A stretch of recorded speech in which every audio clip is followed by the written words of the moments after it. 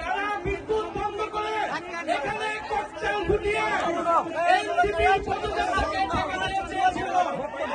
আমরা বলবো স্পষ্টভাবে প্রশাসনের গাফিলতি, প্রশাসনের সহায়তায় আজকের এই পদযাত্রাকে বন্ধ করার জন্য এখানে ককটেল বিস্ফোরণ করা হয়েছে।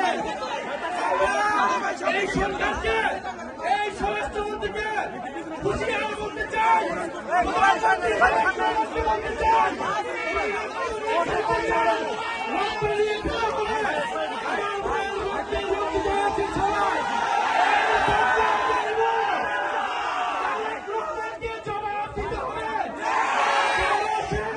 নিরাপত্তা নিশ্চিত করতে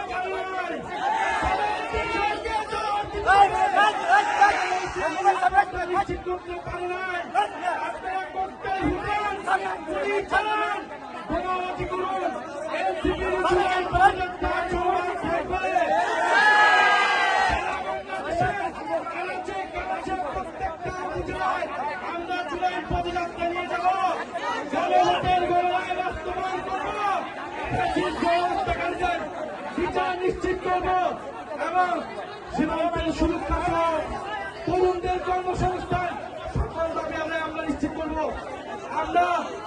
আমরা হুঁশিয়ারি দিতে চাই, এই সবার যারা দায়িত্বরত রয়েছে, পুলিশ প্রশাসন, ডিসি, কেন বিদ্যুৎ অফ হয়ে গেল, কিভাবে ককটেল বিস্ফোরণ হলো,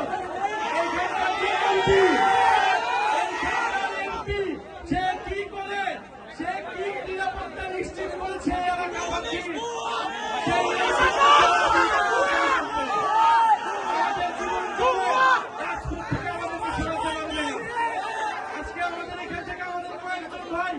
গুরুতর আহত হয়েছে। আমরা এর বিচার চাই। যদি দ্রুত সময়ের মধ্যে এই তদন্তের বিচার নিশ্চিত না করা হয়, তাহলে এখানকার স্থানীয় প্রশাসন এবং এমপি তাকে জবাবদিহিতার আওতায় আমরা এনসিপির পদযাত্রা চলমান থাকবে।